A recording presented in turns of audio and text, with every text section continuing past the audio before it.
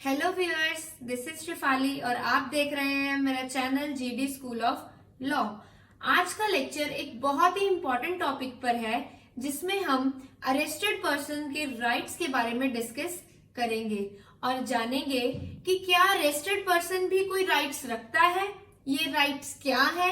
इन rights को अच्छे से समझने के लिए कृपया अपना बेयर एक्ट साथ में जरूर रखें और वीडियो को एंड तक देखें तो श्योरली आपको ये टॉपिक अच्छे से क्लियर हो जाएगा। Now let's proceed to our today's topic, rights of arrested person. इससे पहले हम अरेस्टेड पर्सन के राइट्स के बारे में डिस्कस करें, सबसे पहले हम जानेंगे कि आखिर अरेस्ट करना होता क्या है।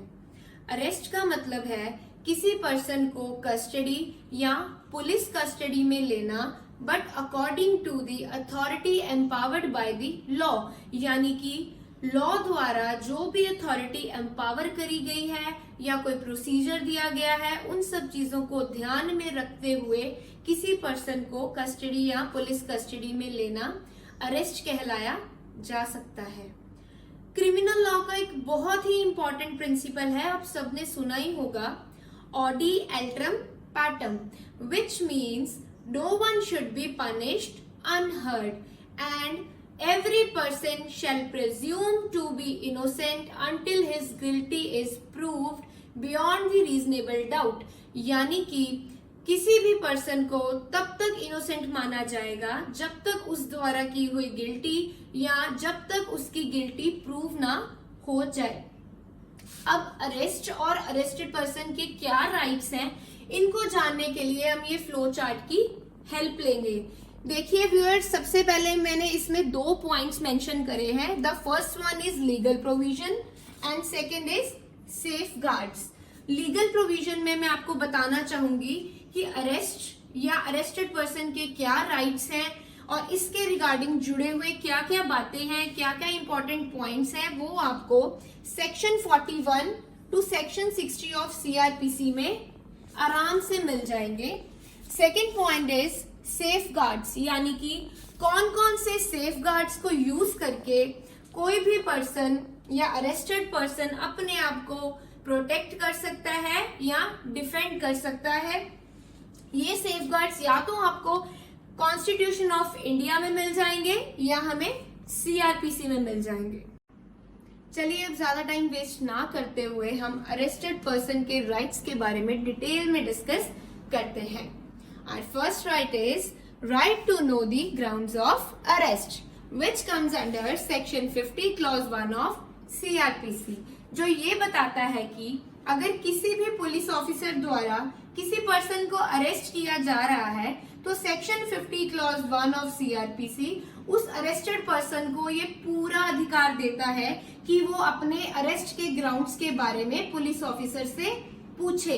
वो पूछे कि आखिर किन बेसिस के ऊपर उसको अरेस्ट किया जा रहा है, यानी कि उसने क्या ऑफेंस कर रहा है, किस ऑफेंस के आधार पर उसको अरेस्ट किया जा रहा है। फिर चाहे वो इनोसेंट हो या गिल्टी हो, पर उसको उस टाइम उससे क्वेश्चन पूछने का पूरा अधिकार ये सेक्शन देता है।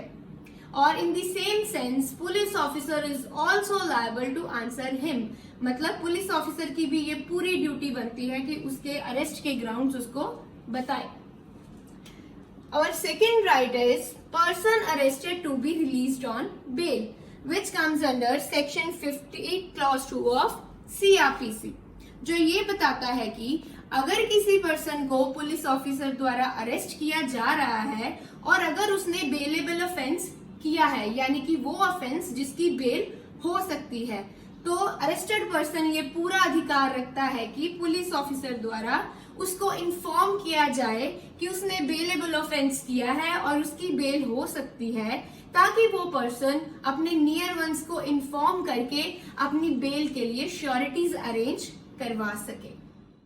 Our third right is obligation of a person making arrest to inform about the arrest to the nominated person, which comes under section 50 clause A of CRPC। आपकी जानकारी के लिए बता दूं कि ये सेक्शन 2005 की अमेंडमेंट के दौरान इंसर्ट करा गया, which is based on the judgment D K Basu versus state of West Bengal.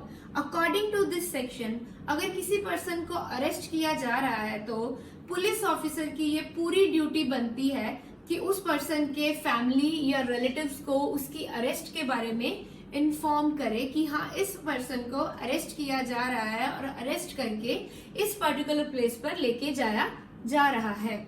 और इसी के साथ ही पुलिस ऑफिसर की ये भी ड्यूटी बनती है कि वो अपने पुलिस स्टेशन में रखे गए रजिस्टर में जिसमें एंट्रीज डलती हैं उसमें ये पूरा रिकॉर्ड रखे कि हाँ, इस पर्सन के कहने पर हमने इसके पर्टिकुलर पर्सन को उसकी अरेस्ट के बारे में इन्फॉर्म कर दिया है।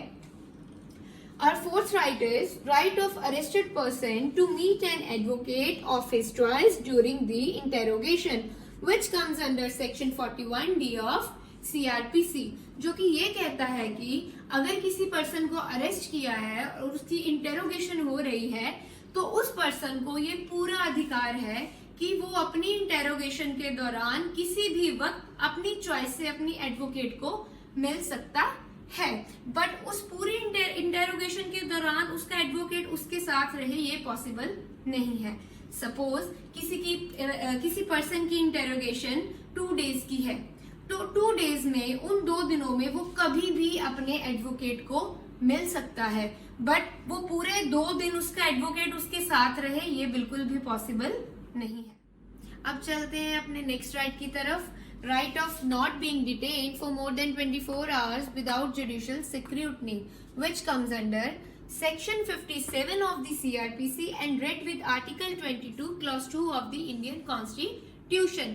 मतलब कि इन 2 लीगल प्रोविजन की हेल्प से हम इस राइट का बेनिफिट अवेल कर सकते हैं, जो ये बताता है कि अगर किसी भी पर्सन को विदाउट वारंट अरेस्ट किया जाता है तो उसकी अरेस्ट के विद इन 24 आवर्स उसको मैजिस्ट्रेट के आगे पेश करना होगा। मतलब कि 24 आवर्स से ज्यादा उस पर्सन को पुलिस कस्टडी में नहीं रखा जा सकता। बट इन रेयर केसेस अगर उसको 24 आवर्स से ज्यादा कस्टडी में रखा पड़ भी जाता है तो उसके लिए मैजिस्ट्रेट की परमिशन की जरूरत पड़ेगी। अब article 22 clause 2 of the Indian constitution भी यही सेम चीज कहता है कि अगर किसी पर्सन को अरेस्ट किया गया है और पुलिस कस्टडी में डिटेन किया गया है तो उसको विद इन 24 आवर्स मैजिस्ट्रेट के आगे पेश करना होगा। Next right is right of arrested person to be examined by medical practitioner which comes under section 53 of the CRPC। ये राइट एक तरीके का प्रिकॉशनरी जस्टिस है जिसकी हेल्प से अगर कोई ऐसा पर्सन है जो गिल्टी नहीं है, जिसने कोई फॉल्ट नहीं किया, वो अपने आप को इनोसेंट प्रूव करवा सकता है through the medical examination.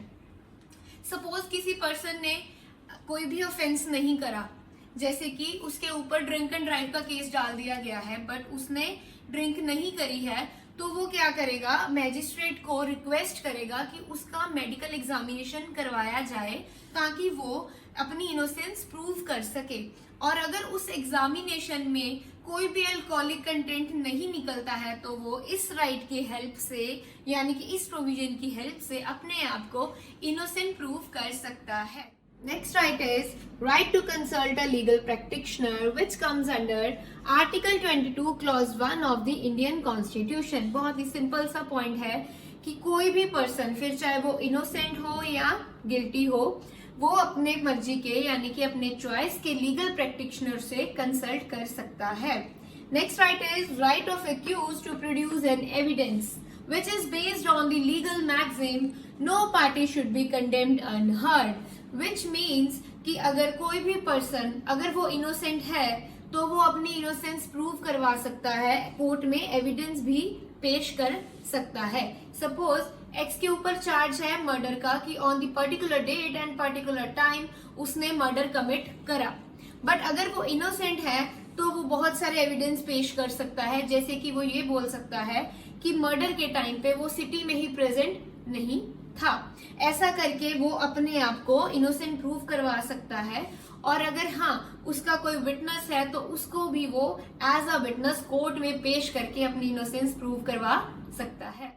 Next right is right to free legal aid which comes under Article 21 and read with Article 39A of the Indian Constitution, article 21 allows every person to get free legal aid. अब बात करते हैं article 39A of the Indian constitution, which provides free legal aid to the poor and weaker section of the society in order to promote justice and providing equal opportunity।